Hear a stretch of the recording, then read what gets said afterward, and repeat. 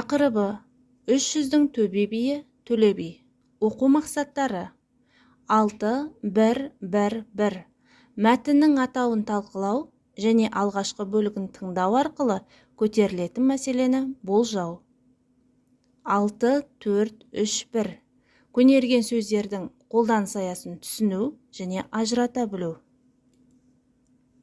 Сабақ мақсаты: барлығы мәтіннің атауын талқылай алады. Көпшілігі көнерген сөздерді және оның түрлерін біледі. Кейбірі көтерілген мәселені әрі қарай болжай алады. Қызығушылықты ояту. Төле би кім? Екінші тапсырма. Мәтіннің алғашқы бөлігін мұқият тыңдаңыз. Төле бала жас кезінде талай жасы үлкен атақты абыз билердің алдынан өтіп батасын алады. Төле бала Әнет бабаға барыпты. Жасы 100-ге келіп отырған Әнет баба ынтымақ, ел бірлігі жөнінде әңгіме айтып отырады.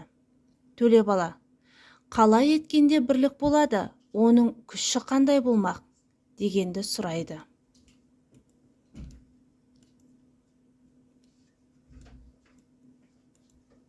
Тапсырма. Мәтінді әрі қарай болжап көріңіз.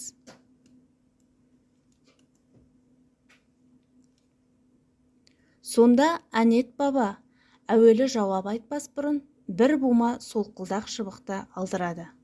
Балам, мынаны сындырып көрші. Төле буылған шыбықты олай-бұлай иіп сындыра алмайды. Енді сол шыбықты біртіндеп сындыршы. Төле ортасынан буылған шыбықты шешіп, біртіндеп пырт-пырт еткізіп, оп-оңай сындырып береді. Әнет баба: бұдан не түйдің балам дейді. Сонда Төле бала: түсіндім баба. Бұл мысалыңыздың мәнісі ынтымағы, бірлігі мықты елді жау да дау-дал алмайды. Саяқ жүрген таяқ жейді. Демекші, бірлігі ынтымағы жоқты жау да дау да оп-оңай алады дегеніңіз ғой. Келесі тапсырма. Төле бидің шешендігі. Атақты билер арқаға жиналыпты. Айтқан мезгілден Төле би кешігіп келеді. Оған шамданған қарт билер: Төле би келсе орнымыздан тұрмайық деп әуелдеседі. Бірақ Төле би келгенде орнынан тұрып кетеді.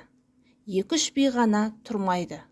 Төле би көпшіліктен кешіккені үшін кешірім сұрайды. Әлгі тұрмай қалған билердің бірі сөзден ұту үшін сынай сұрақ қояды. Бақ дегеніміз не? Байлық дегеніміз не? Бала дегеніміз не? Төле би орнына отырмай, түрегеп тұрған бойда: бақ дегеніміз ұзатылған қыз, байлық ерейтін мұз, бала артта қалған із, өмірдің адамға ең жақсы сыйы сыйласқан сіз бен біз дегенде билердің бәрі орнынан тұрып құрмет көрсетіпті. Тапсырма. Мәтіннен көнерген сөздерді теріп жаз.